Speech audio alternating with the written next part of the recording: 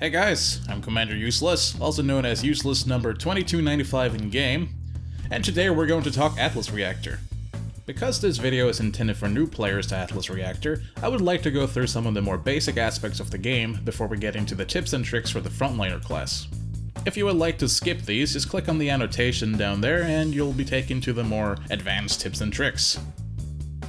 Still here? Cool, let's go through some of the basics. Welcome to the practice mode. To reach practice mode yourself, all you gotta do is from the main menu, click on play, select practice, and then just ready yourself up and you'll be there in no time.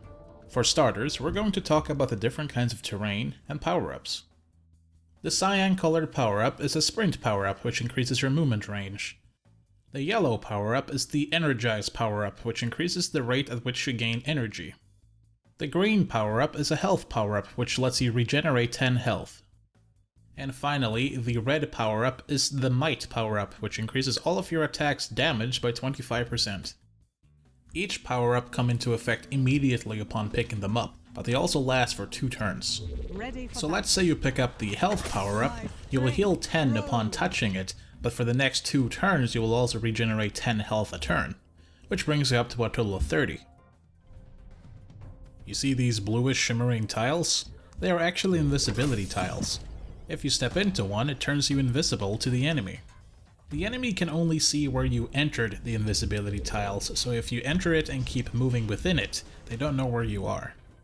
Here's an example. We're going to enter the invisibility tile from here, then we're going to keep moving around to the right, down, and then a little bit to the left behind this wall. Once we get there, we should be pretty safe from harm, because the enemy can only see where we entered the invisibility tile, which is right here. Oh, and one more thing that I didn't capture on camera because I'm stupid. If you use an offensive ability while sitting inside an invisibility tile, it will turn red. Also, all the surrounding invisibility tiles connected to it will also turn red. While they are red, you will be visible, but it will return to normal the next turn. Atlas Reactor uses a cover-based system which is found in games of similar style like XCOM. There are 2 kinds of cover. There's half cover, which only covers up to the waist, and then there's full cover, which is usually like a wall or a pillar of sorts, which covers the entire body. The point of getting into cover, no matter if it's short or tall, is that the damage you receive will be cut in half. You can tell if a tile provides cover if you move your mouse cursor over to it and see the shield icon pop up. It will also show you which directions of attack you are in cover from. The differences between low cover and high cover is that in low cover, melee attacks will still hit you for the full amount of damage if they're standing adjacent to you, as in one tile right next to you. However, if you are in high cover, even melee attacks will have their attack damage reduced by 50%. Just remember that you can't take cover from all kinds of attacks. Well, I guess while we're sitting here, we might as well talk about field of vision. You can only see so far, and enemies outside your field of vision will be invisible to you. Field of vision is shared between all of your teammates, so you can always see what your teammates are seeing. The somewhat shadowy tiles that I'm moving my mouse over right now indicates that I can't see there. As I previously mentioned, if there was an enemy within one of these shadowy tiles, I would not be able to see them. But it's also likely they wouldn't be able to see me. This is especially useful to remember if you happen to play a freelancer that has the ability to dash great distances. If you manage to dash outside all of your enemy's field of vision, they will no longer know where you are. Some attacks also inflict negative statuses on your enemy. If you inflict them with slow, their movement range will be cut in half, which can put them in really bad spots. You can also inflict them with knockback, or in this case knock them towards you, which outright cancels their move this turn. And finally, some abilities root your enemy, cancelling their movement turn. There is a positive effect that you can't get in the form of a power-up called Unstoppable. As the name implies, if you are unstoppable, none of the movement hindering abilities we just went through will actually affect you. This means you can't be knocked down or knocked back, cannot be rooted, and you cannot be slowed. Very, very useful in the right circumstance. Okay guys, last beginner's tip. If you hold down the Alt key, you can see which abilities for both your allies and your enemies are on cooldown. Let's take a closer look at this.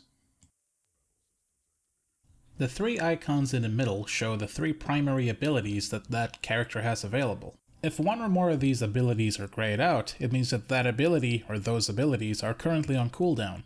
The number represents how many turns are left before the ability can be used again. The 3 colored stripes on the right indicates which catalyst that character still has available. Catalysts come in the same prep, dash, and blast phases that your normal abilities do.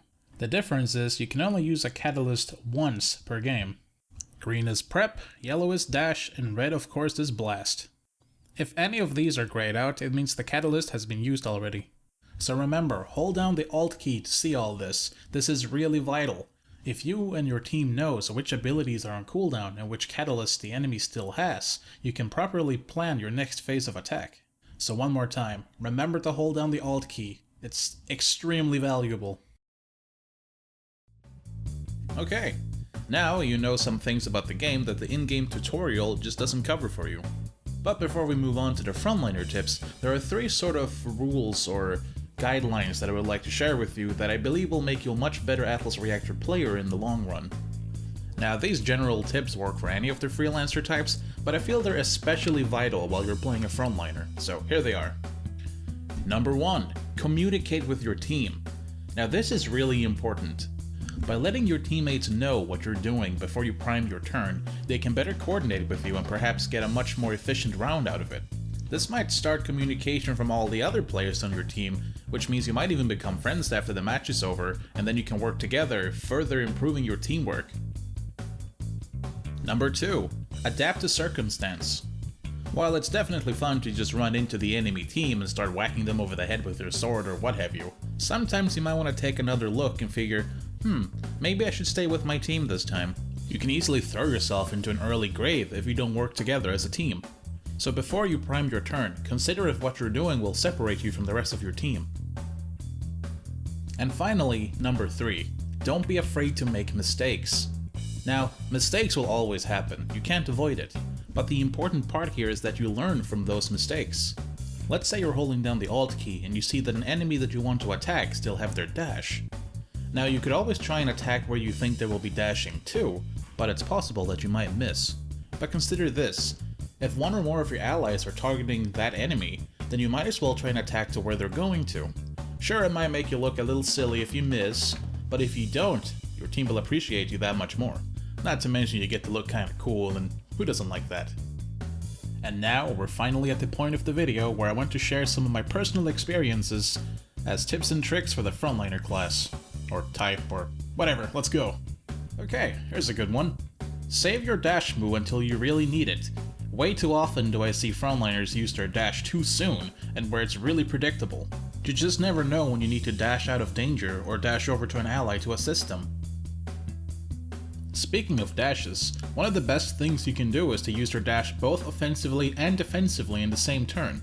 If you think you're about to be hit by something nasty, you can use your dash to hit another enemy that probably won't be expecting you to dash towards them, and at the same time avoid taking a whole lot of damage. If you're playing a more defensive Frontliner, like Rampart, you may wish to stick with your team in case the enemy decides to split up. Make sure you deploy your shield in the direction where the most damage will be coming from, not against a specific target unless you really think it's necessary. Every Frontliner's primary ability is focused around dealing area damage. This means it's a good idea to stay surrounded, but sometimes you just really don't want to. As I mentioned in the guidelines, it's actually very easy to run in and suddenly get killed within 1 or 2 turns because you didn't have any kind of cover or support with you. It can be very useful to bring the Fetter catalyst, which means enemies you teleport next to will actually be rooted. You can use this to stop enemies from chasing your teammates, or keep a firepower on the enemy team locked in a really bad spot. If you know a target near you is going to dash away, you might as well try and follow a different target even if you try and hit them with a basic attack. So even if you miss, you will still follow a different enemy, so you can attack them instead. And of course, if they don't dash, you'll deal damage to them and you'll still follow someone who won't be expecting you. Try to keep an eye out for freelancers that have the ability to use traps. If you are way ahead of your team and you know that there's a trap coming up, you might actually want to alter your movement so you can approach the enemy without taking extra damage. Not only do you potentially avoid the trap, but they will also have one of their abilities now on cooldown. Alright guys, that's pretty much all I had for you for today, but there's always more to learn. I highly recommend that you check out the Atlas Reactor Beginner's Guide available through a link in the description of this video. Anyways, thanks for watching, guys. I hope you learned something new, and I hope to see you in-game sometime. But for now, take care, and peace out.